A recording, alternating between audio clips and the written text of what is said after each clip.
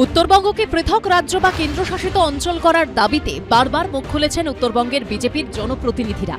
এবার নিজেদের এলাকার একাধিক ইস্যুতে ব্যবস্থা চেয়ে কেন্দ্রের মোদী সরকারের দ্বারস্থ হলেন উত্তরবঙ্গের 10 জন বিজেপি বিধায়ক। কোথাও ভাতা বাড়ানোর দাবি, কোথাও পরিবেশ বাঁচাতে পদক্ষেপ, আবার কোথাও স্টেডিয়াম তৈরির আবেদন নিয়ে একই দিনে তিন জন কেন্দ্রীয় মন্ত্রীর কাছে দরবার করলেন তাঁরা।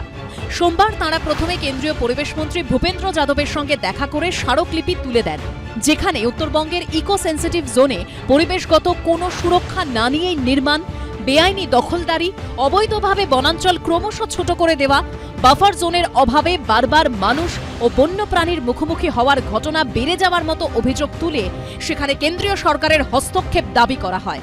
তিনি আমাদের কথা মন দিয়ে শুনেছেন এবং আমাদেরকে আশ্বস্ত করেছেন যে এই বিষয়ে কেন্দ্রের সরকারের তরফ থেকে যা যা দায়িত্ব পালন করবার সেই দায়িত্বগুলো তারা পালন করবেন। যদি বলে থাকে বিজেপি যে বাংলার স্বার্থে উত্তরবঙ্গের বিধায়করা গেছেন, এটা ডাহা মিথ্যা কথা। তার কারণ হচ্ছে বাংলার গরিব মানুষকে 100 দিনের কাজ করিয়ে এরা টাকা দেয়নি কেন্দ্রীয় সরকার। যদি বাংলার স্বার্থে যেত তাহলে তো কেন্দ্রকে বলতো বাংলার 1,70,000 কোটি টাকা আগে ছেড়ে দাও। যদি বাংলার স্বার্থে যেত তাহলে বলতো আবাসের টাকা গরিব মানুষকে পেতে দাও। তারা বলেনি, তারা তো টাকা আটকে রাখার রাজনীতি করেছে।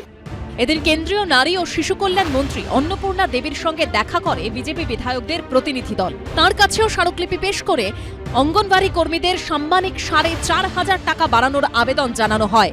এরপরে কেন্দ্রীয় ক্রীড়ামন্ত্রী মনসুখ মান্ডব্যর সঙ্গে দেখা করেন বিজেপি বিধায়করা। শিলিগুড়ি মহকুমায় আন্তর্জাতিক মানের একটি স্টেডিয়াম তৈরির জন্য চিঠি দেওয়া হয়।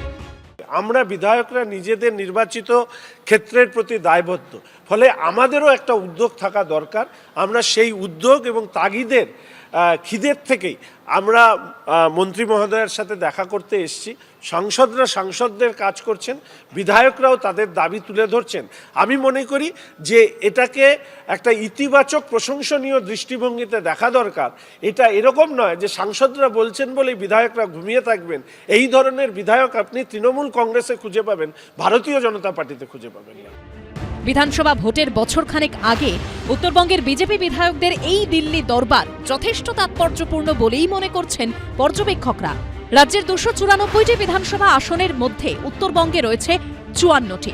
2021-এর বিধানসভা ভোটে গোটা রাজ্যে বিজেপি যেখানে 77টি আসন জিতেছিল, সেখানে শুধু উত্তরবঙ্গ থেকেই তারা জেতে 30টি আসন। তবে 2024-এর লোকসভা ভোটে উত্তরবঙ্গে বিজেপির আসন 7 থেকে কমে হয় 6। 26-এর বিধানসভা ভোটের আগে উত্তরবঙ্গে জমি আরো মজবুত করতেই কি এই তৎপরতা?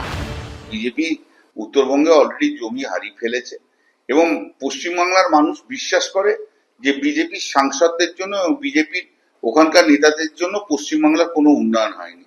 শুধু উত্তরবঙ্গ কেন, দক্ষিণবঙ্গ সমগ্র পশ্চিমবাংলার উন্নয়ন চাই। উত্তরবঙ্গের উন্নয়নের জন্য তো আমাদের চিফ মিনিস্টার অনেক বেশি জোর দিয়েছেন। বিজেপির এই কৌশল কি আসন্ন বিধানসভা ভোটে এ রাজ্যে তাদের ডিভিডেন্ড দেবে, সেটা বলবে সময়। বিজেন্দ্র সিংহ ও আশাবুল হোসেনের রিপোর্ট, এবিপি আনন্দ, নয়াদিল্লি।